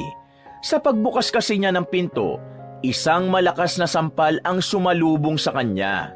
Namanhid ang kaliwang pisngi niya sa lakas ng sampal na yon at napaatras siya ng bahagya. Nagulat siya nang makita si Maureen sa harapan niya. Amoy alak ito at ang mga mata ay nanlilisik. Malakas siyang itinulak ni Maureen papasok. Sa pagkakataon na yon ay pumasok na rin ito sa kanilang kwarto. Maureen, bakit mo ako sinampal? Naguguluhang tanong ni Maricel. Nagmamadaling lumapit si Lola Mary. Ano bang nangyayari dito? Ikaw, Maureen, ano na namang pumasok sa utak mo at sinaktan mo ang apo ko? Tanong ni Lola Mary nang may galit sa boses. Ganito ba ang pagpapalaki mo sa apo mo? Tinuruan mo ba siyang maging malandi at mga agaw? Malakas na sigaw ni Maureen. Anong sinasabi mo? Hindi ko alam ang pinagsasasabi mo. Tura ni Maricel sa nanginginig na boses. Nagmamaang-maangan ka pa? Bulyaw ni Maureen at inilabas nito ang cellphone nito. May ipinakita ito roon at doon ay nakita ni Maricel ang litrato nila ni Nathan habang nakasakay sa Ferris wheel. Napalunok si Maricel. Ang larawan ay malinaw na kuha mula sa cellphone ni Nathan at in-upload ni Nathan sa social media account nito. Ngayon mo sabihin na hindi ka malandi, Maricel. Inagaw mo na nga ang atensyon ng daddy ko, pati ba naman si Nathan gusto mong kunin? Patuloy na sigaw ni Maureen. Wala kaming ginawang masama ni Nathan. Nagpunta lang kami sa Tagaytay. Namasyal lang kami. Paliwanag ni Maricel sa kanyang panig. Huwag mo akong gawing tanga, Maricel. Tigilan mo ng drama mo na kunwari ay para kang santo sa sobrang bait. Sigurado kung ikaw ang nag-aya kay Nathan na sumama sa'yo. Kilala ko si Nathan. Hindi siya papatol sa kagaya mong cheap. Nanlalaki ang mga matang sigaw ni Maureen. Parang sinaksak ang puso ni Maricel sa mga salitang binitiwan ni Maureen. Tumigil ka na, Maureen. Lasing ka na. Saka na kayo mag-usap ng kapatid mo kapag malinaw na ang utak mo. Singit ni Lola Mary. Hoy, tanda. Huwag mo nga sasabihin na kapatid ko ang apo mo. Wala akong kapatid na ahas at malandi! Bulyaw ni Maureen kay Lola Mary. Bakit ba galit na galit ka sa akin, Maureen? Tanong ni Maricel habang pilit niyang kinakalma ang sarili. Sinasabi mo na inaagaw ko si Nathan sa'yo, pero si Nathan mismo nagsabi sa akin na magkaibigan lang kayo. Nagulat si Maureen sa narinig at tila mas lalo pa itong nagalit. Magkaibigan nga kami pero gusto ko si Nathan at ayokong may kaagaw sa mga gusto ko, lalo na kung ikaw ang magiging kaagaw ko. Nagpupuyo sa galit nitong sigaw. Magpapaliwanag pa sana si Maricel ngunit hindi niya na nagawa nang bigla siyang sinabunutan ni Maureen. Napasigaw si Maricel sa sakit habang pilit niyang inaalis ang kamay ni Maureen sa kanyang buhok. Nagpumigla si Maricel at nakahanap ng lakas para itulak si Maureen. Ngunit sa halip na huminto ay mas lalo pang tumindi ang galit ni Maureen. Sinampal nito ng malakas si Maricel na naging dahilan upang matumba siya sa sahig. Maureen, tama na! Sigaw ni Lola Mary habang pilit na pumapagitna sa dalawa. Ngunit parang hindi naririnig ni Maureen ang matanda. Tuloy pa rin ito sa pagsugod kay Maricel na pilit namang umiiwas at ipinagtatanggol ang sarili. Hindi tumigil si Lola Mary sa pag-awat hanggang sa nairita na si Maureen at malakas nitong tinabig ang matanda. Nawala ng balanse si Lola Mary at natumba sa sahig. Muntik pang tumama ang ulo nito sa gilid ng kama. Sa pagkakataon na yon ay hindi na rin nakapagpigil si Lola Mary. Agad itong tumayo at hinablot ang buhok ni Maureen. Sinabi nang tumigil ka ng maldita ka! Gigil na sigaw ni Lola Mary habang hila ang buhok ni Maureen. Labis na nagulat si Maricel sa ginawa ng kanyang lola. Maging si Maureen ay nabigla rin at tila hindi nito inasahan na magagawa itong sabunutan ni Lola Mary. Hindi pa rin natapos ang matanda at isang malakas na sampal ang pinadapong nito sa pisngi ni Maureen. Napaatras si Maureen habang hawak ang namumulang pisngi. Subalit ang galit ni Maureen ay hindi pa rin nawala. Humakbang ito palapit kay Lola Mary habang ang mga mata ay tila nag-aapoy sa labis na galit. Walang hiya kang matanda ka! Sigaw ni Maureen. Mabilis na itinaas ni Maureen ang isang kamay at akmang sasampalin si Lola Mary. Ngunit bago pa dumapo ang palad ni Maureen sa mukha ni Lola Mary, ay biglang dumating sina Alvin at Glenda. Mabilis na hinawakan ni Alvin ang braso ni Maureen. "Tama na, Maureen! Sobra ka na!" Galit na sigaw ni Alvin at hinila nito si Maureen palayo kay Lola Mary. Mabilis na lumapit si Maricel kay Lola Mary at umiiyak niya itong niyakap. "Anong nangyayari dito?" Malakas na tanong ni Alvin habang mariing nakatingin kay Maureen. Tanungin mo ang malandi mong anak. Siyang dapat mong sisihin. Inaagaw niya si Nathan sa akin. Sigaw na sagot ni Maureen. Tatay, hindi po totoo yun. Si Nathan po ang nagyaya sa akin sa Tagaytay kanina at wala kaming ginawang masama. Namasyal lang po kami. Tugon ni Maricel habang nanginginig sa takot ang boses. Napakunot ang noo ni Alvin. "Ibig sabihin hindi ka talaga nagpunta sa mall kanina?" May pagkadismaya nitong tanong. Hindi nakapagsalita si Maricel. Napayuko siya dahil hindi niya alam kung paano ipagtatanggol ang sarili. Kita mo na, Daddy? Kaya nagsinungaling siya dahil may ginawa sila ni Nathan. Ang kapal talaga ng mukha mong ahas ka! Halos mabaliw na si Maureen sa sobrang galit. Susugurin sana ulit ni Maureen si Maricel, pero mabilis itong pinigilan ni Glenda. Tama na, Maureen. Kung meron kayong misunderstanding ng ate mo ay hindi yan maaayos sa ganitong paraan. Lasing ka. Magpalamig ka muna bago kayo mag-usap ulit. Mariing wika ni Glenda. Pinilit ni Glendang hilahin si Maureen palabas ng kwarto. Ngunit hindi pa rin ito tumigil sa pagsigaw. Isa kang ahas, Maricel! Malandi ka! Dapat talaga namatay ka na lang nun! Nang tuluyang mailayo ni Glenda si Maureen ay napuno ng katahimikan ng paligid. Hanggang sa hindi na napigilan ni Maricel ang muling mapaiyak dahil sa nangyari. Niyakap niya ng mahigpit si Lola Mary upang kumuha rito ng lakas dahil pakiramdam niya ay hinang-hina siya ng mga oras na yon. Lola, patawarin niyo po ako. Mangiyak-ngiyak na sabi ni Maricel. Mahigpit pang niyakap ni Lola Mary si Maricel. Wala kang kasalanan sa nangyari, Apo. Puno ng pagmamahal na tugon ni Lola Mary. "Anak, sorry kung nangyari ito. Huwag ka mag-alala. Kakausapin ko si Maureen. At titiyakin kong hindi na ito mauulit. Mahinang wika ni Alvin. Bumitaw si Lola Mary sa pagkakayakap kay Maricel at hinarap nito si Alvin. Kahit isang beses hindi ko sinaktan si Maricel nung nandun pa kami sa bahay namin. Dahil alam ko ang hirap na pinagdaanan niya nung bata pa siya. Hindi ko akalain na kung kailan nahanap na niya ang tunay niyang pamilya. Saka pa siya makakaranas ng ganitong klaseng pananakit. Mariing wika ng matanda. Napayuko si Alvin. Sorry po. Pangako, hindi ko naahayaan na maulit ito. Kakausapin ko si Maureen. Pagsasabihan ko siya. Sana nga, Alvin. Pero ito ang tandaan mo. Kung mauulit pa ang nangyari kanina at kung hindi mo kayang panindigan ang pagiging ama kay Maricel at hindi mo kayang pagsabihan si Maureen, babalik na lang kami sa dati naming bahay. Mas tahimik ang buhay namin doon ng apo ko. Nanginginig sa galit na banta ni Lola Mary. Tumango na lamang si Alvin habang nanatiling nakayuko.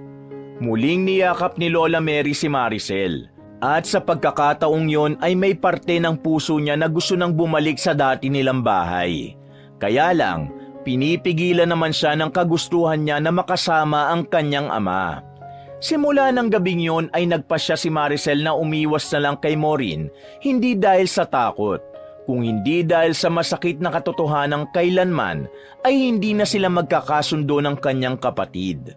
Sa kabila ng kagustuhan niyang maging maayos ang kanilang relasyon bilang magkapatid, mas pinili niyang katahimikan kaysa makaranas ulit ng pananakit mula kay Maureen. Sa bawat pagkakataong magtatagpo ang kanilang landas sa loob ng bahay, ay agad na umiiwas si Maricel. Lumalayo siya kay Maureen o kaya ay nagkukulong siya sa kanyang kwarto. Hindi lamang si Maureen ang iniwasan ni Maricel, maging si Nathan ay iniwasan na rin niya. Sa tuwing nagpupunta si Nathan sa bahay nila ay agad siyang pumapasok sa kanyang kwarto at nananatili siya ron hanggang sa makaalis na ito. Kahit masakit para sa kanya na gawin yon dahil ramdam niya na unti-unti na siyang nagkakagusto kay Nathan, ay mas pinili pa rin niya na iwasan na magkaroon ulit ng pag-aaway sa pagitan nila ni Maureen. Kahit si Maricel ay nagtataka kung bakit gano'n na lang siya kabilis na nagkagusto kay Nathan. Ngunit alam niyang hindi niya maaaring ituloy ang damdamin na yon, lalo na't alam niya na yon ang mas lalong magpapalala ng galit ni Maureen sa kanya. Kaya habang hindi pa malalim ang damdamin niya para kay Nathan, ay mas pinili niyang pigilan yon. Isang umaga, naisipan ni Maricel na maglakad-lakad at pumunta sa park na malapit lang sa kanilang bahay. Matapos magpaalam kay Lola Mary, agad siyang lumabas. Ang gusto niya ay makahanap ng katahimikan kahit sandali sa gitna ng magulong kaganapan sa kanyang buhay sa mga nakalipas na araw. Malapit lang ang park, kaya naglakad na lang siya. Pagdating sa park, pumili si Maricel ng bench na malapit sa puno at umupo. Hinayaan niyang maglaro sa kanyang isipan ang mga alaalang nagdulot ng lungkot at pasakit sa kanya. Mula sa masasakit na salita ni Maureen hanggang sa pagpigil niya sa nararamdaman niya para kay Nathan. Sa gitna ng pag-iisip ni Maricel, ay bumilis ang tibok ng puso niya nang makita si Nathan na palapit sa kinaroroonan niya. Wala siyang ideya kung paano nito nalaman na naroon siya, pero isa lang ang gusto niyang gawin at yun ay ang iwasan ng binata. Kaagad siyang tumayo, hindi para salubungin si Nathan, kundi upang iwasan ito. Ngunit bago pa siya makalayo ay mabilis siyang nahawakan ni Nathan sa braso. Bitiwan mo ko, Nathan. Kailangan ko nang umuwi. Madiin na sabi ni Maricel habang iniiwas ang tingin sa lalaki. Ngunit nanatiling nakatayo si Nathan sa harap ni Maricel habang ang mga mata nito ay puno ng tanong at pagtataka. Ano ba nangyayari sa'yo, Maricel? Akala mo ba hindi ko napapansin? Bakit parang palagi mo ko iniiwasan tuwing nagpupunta ako sa bahay niyo? Tanong nito. Hindi agad nakasagot si Maricel. Ngunit napagtanto niya na kailangang malaman ni Nathan ang totoo. Ayaw ni Maureen na nagiging malapit tayo. At isa pa, ano bang purpose mo at in-upload mo pa yung picture natin? Tura ni Maricel. Kasi special yung moment na yun para sa akin. Buong sinseridad na tugon ni Nathan. Saka ano namang masama kung in-upload ko yun? Dugtong nitong tanong. Alam mo ba na nakita ni Maureen ang picture nating dalawa? At sa picture na yun, mas lalong nagalit si Maureen sa akin. Umabot pa nga sa pisikalan ng galit niya sa akin. Sambit ni Maricel. Napabuntong hininga si Nathan habang baka sa muka ang pagsisisi. Hindi ko intensyon na mangyari yun. Pasensya na Maricel. Pero confident ako na in-upload ko ang picture nating dalawa dahil magkaibigan lang naman talaga kami ni Maureen. Wala siyang karapatan na magalit kung magkasama tayo. Sambit pa nito. Hindi na nagsalita pa si Maricel dahil wala na siyang maisip na sasabihin pa kay Nathan. Maricel, gusto kong bumawi sa'yo. Gusto kong maging tulay para magkaayos kayo ni Maureen. Tura ni Nathan. Galit na galit si Maureen sa akin. Unti-unti ko nang tinatanggap na hindi na kami magkakaayos. Wika ni Maricel. May paraan pa. Kailangan lang na mag-usap kayo ng masinsinan na magkapatid. At ako ang gagawa ng paraan para makapag-usap kayo ng kayo lang. Determinadong sabi ni Nathan. Umiling lang si Maricel at tuluyan na siyang naglakad palayo. Ngunit ang mga salitang binitiwan ni Nathan ay nanatili sa kanyang isipan at nag-iwan ng posibilidad na baka nga may pag-asa pa para sa kanila ni Maureen. Pinag-isipan ni Maricel ng gusto ang sinabi ni Nathan. Sa huli, naisip niyang kailangan niyang subukan kahit sa huling pagkakataon na magkaayos sila ng kanyang kapatid. Agad niyang tinawagan si Nathan at sinabi niyang payag na siya sa nais nitong mangyari. Ipinaliwanag ni Nathan ang plano. Ayon dito, bukas ng umaga ay pupunta ito sa bahay nila. At kapag nakita ni Maricel ang sasakyan nito na nakaparada sa labas, ay mauna nang sumakay doon si Maricel at ito na ang bahala sa lahat. Nang sumunod na umaga, nang sumilip si Maricel sa bintana ng kanyang kwarto ay nakita niya ang sasakyan ni Nathan na nakaparada sa labas.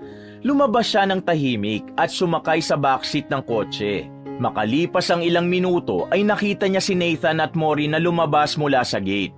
Nang buksan ni Nathan ang pinto ng backseat ay nagtagpo ang mga mata ni Maricel at Maureen. Anong ginagawa mo dito? Galit na tanong ni Maureen kay Maricel. Mamaya ka na magtanong, Maureen. Sumakay ka na. Wika ni Nathan. Pilit na ipinagtulakan ni Nathan si Maureen hanggang sa nakapasok na ito. Agad namang sumakay si Nathan sa driver's seat at pinaandar na ang kotse nito. Akala ko ba pupunta tayo sa isang beach resort sa Batangas? Bakit nandito ang ahas na babaeng to? Galit na tanong ni Maureen. Doon nga tayo pupunta para makapag-usap kayong dalawa. Huwag kang magalit kay Maricel kasi ako nakaisip ng idea na ito. Kaswal na sagot ni Nathan. Hindi ko gustong idea mo, Nathan. Ihinto mo tong kotse, bababa na ako! Sigaw ni Maureen. Pero hindi ito pinansin ni Nathan. Nagpatuloy lang ito sa pagmamaneho na tila ba hindi naririnig ang reklamo ni Maureen. Halos 2 oras na silang bumabiyahe at napansin ni Maricel na wala ng kabahayan sa dinadaanan nila. Kapwa napasigaw sina Maricel at Maureen nang biglang nagpreno si Nathan. Magpoprotesta pa sana si Maureen pero lahat sila ay natigilan nang makita nila na may nakaharang sa unahan nila na isang itim na van. Mula sa van ay 3 lalaki na armado ng mga barel ang lumabas at naglakad palapit sa kanila. Isang lalaki na may hawak na shotgun ang lumapit sa gilid ng driver's seat. Malakas nitong binasag ang bintana gamit ang dulo ng baril. Agad na tinutukan ng lalaki ng baril si Nathan at inutusan nito si Nathan na alisin ang pagkakalak ng ibang pinto ng kotse. Dahil sa baril na nakatutok kay Nathan, ay wala na itong nagawa kundi ang sundin ang utos ng lalaki. Binuksan ng lalaki ang pinto sa tabi ni Nathan at hinila ito palabas. Sa pilitan na isinakay ng lalaki si Nathan sa itim na van. Matapos yun ay nagawa ng buksan ng 2 lalaki ang magkabilang pinto sa backseat. Hinablot ng mga lalaki sina Maricel at Maureen at gaya ni Nathan ay isinakay din sila ng mga iyon sa van. Nakita nila si Nathan na nakaupo habang may saklob na itim na tela sa ulo. Sinakluban na rin sila ng itim na tela na naging dahilan para wala silang makita. Anong gagawin niyo sa amin? Pakawalan niyo ako! Kung ayaw mong pasabugin ko ang ulo mo, tumahimik ka! Banta ng isa sa mga lalaki na nagpatahimik kay Maureen. Nanatiling kalmado si Maricel kahit halos kumawala na ang puso niya sa dibdib dahil sa sobrang takot at kaba. Nang maramdaman niyang umaandar na ang van, ay nagsimula na siyang magdasal na sana ay walang masamang mangyari sa kanilang tatlo. Makalipas ang ilang oras na biyahe, ay naramdaman ni Maricel ang paghinto ng sinasakyan nilang van. Narinig niya ang pagbukas ng pinto ng van na sinundan ng utos ng lalaki na bumaba na sila. Habang hawak siya ng isang lalaki sa braso ay naglakad sila. Maya-maya ay naramdaman niyang umaakyat sila sa hagdan. Matapos yon ay narinig niya ang pag-ingit ng binuksan na pinto at muli silang naglakad. Pinaupo sila ng mga lalaki. Matapos umupo ay saka sila tinalian ng mga yun sa mismong upuan. Doon palang tinanggal ng mga lalaki ang itim na tela na nakasaklob sa kanilang ulo. Nalaman ni Maricel na nasa isang malawak na silid sila. Malamlamang ilaw na nagmumula sa iisang bumbilyang nasa gitna ng kisame. Nasa harapan nila ang tatlong lalaki. Nakangisi ang mga yon habang nakatingin sa kanilang dalawa. Sino ba kayong mga pangit kayo? Anong gusto nyo? Sigaw ni Maureen. Tumahimik ka! Kanina ka pa, ha? Sigaw ng lalaki. Muling luminga si Maricel. Napansin niyang wala roon si Nathan. Nasaan si Nathan? Kinakabahang tanong ni Maricel ngunit walang sumagot sa kanyang tanong. Anong ginawa nyo kay Nathan? Tanong naman ni Maureen at bigla itong napaiyak. Biglang bumukas ang pinto at nabigla sina Maricel at Maureen nang pumasok si Nathan. Hindi ito nakatali. Sa itsura nito ay mukha itong hindi sinaktan dahil nakangisi pa ito habang naglalakad palapit sa kanila. Huminto si Nathan sa harapan ni na Maricel at hindi pa rin naalis ang malaki nitong ngisi. Walang iya ka, Nathan! Sigaw ni Maricel nang mapagtanto niya kung ano talaga ang totoong nangyayari. Nakuha mo pala agad, Maricel. Mas matalino ka talaga kay Maureen. Natatawang wika ni Nathan. Nathan? Anong ibig sabihin nito? Naguguluhang tanong ni Maureen. Hindi mo pa rin bagets, Maureen. Ako ang nagpa-kidnap sa inyong dalawa. Sa totoo lang, matagal ko ng planong kidnapin ka, Maureen. Kaya nga nakipag-close ako sa'yo. Pero nang dumating si Maricel sa eksena, naisip ko, bakit hindi ko na rin siya kidnapin? Mas malaki ang makukuha kong pera kung dalawa kayo, di ba? Pagsiwalat ni Nathan sa katotohanan. Hayop ka! Ginamit mo lang kami! Sinadya mo ang lahat ng ito! Galit na sigaw ni Maricel.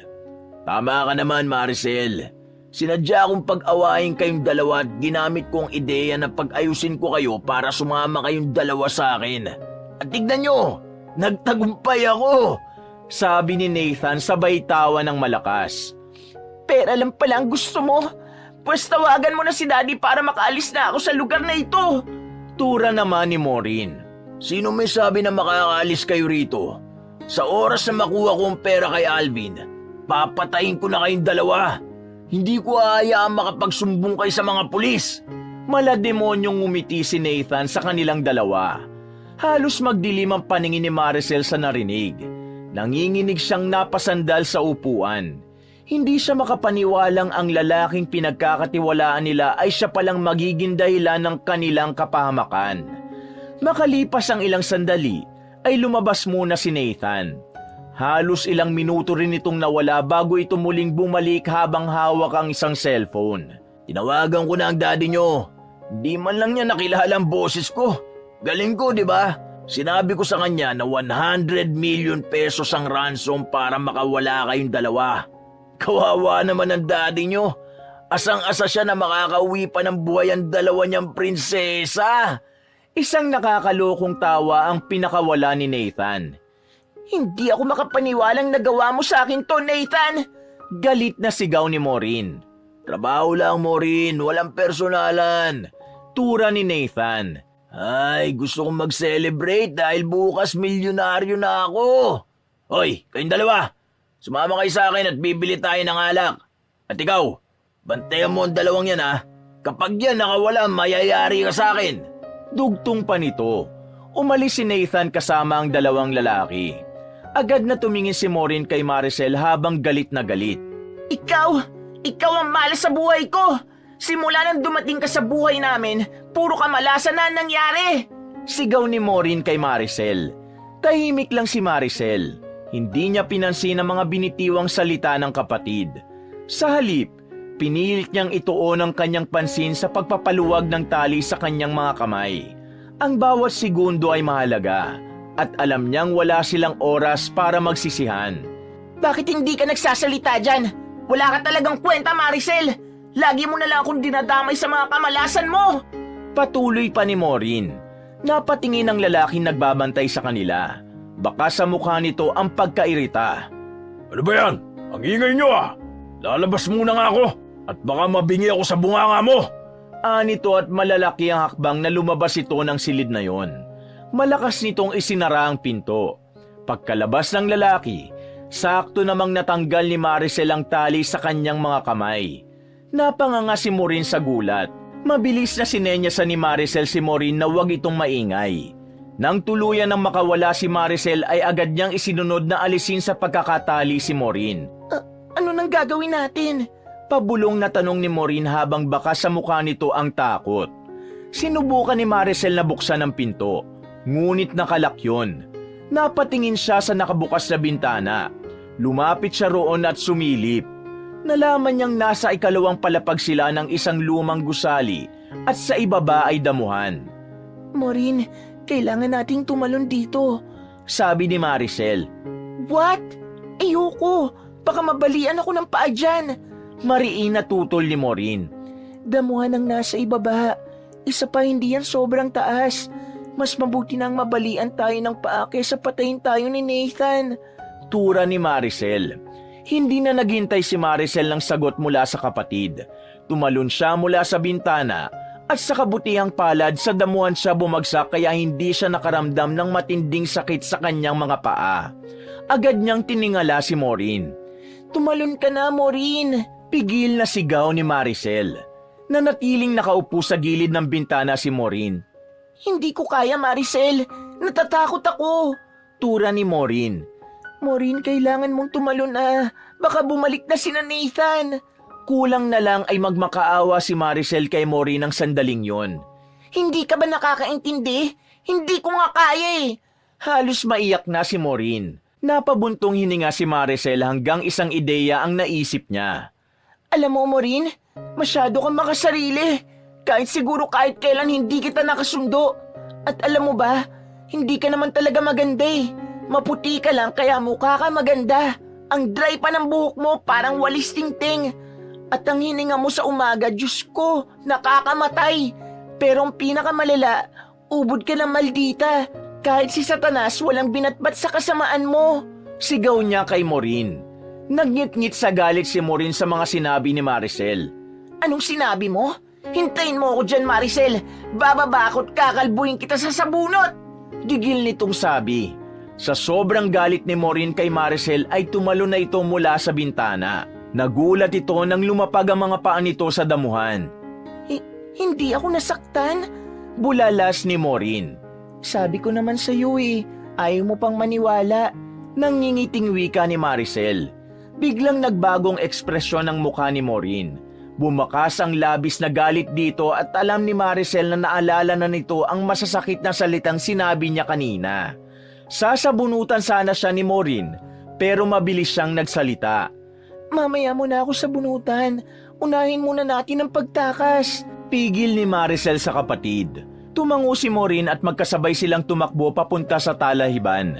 Nagmamadali nilang tinahak ang makapal na damo hanggang sa narinig nila ang malakas na pagsigaw sa kanila ng lalaking nagbabantay sa kanila kanina. Napalingon sina Maricel at Maureen at nakita nilang itinutok nito sa kanila ang hawak nitong baril.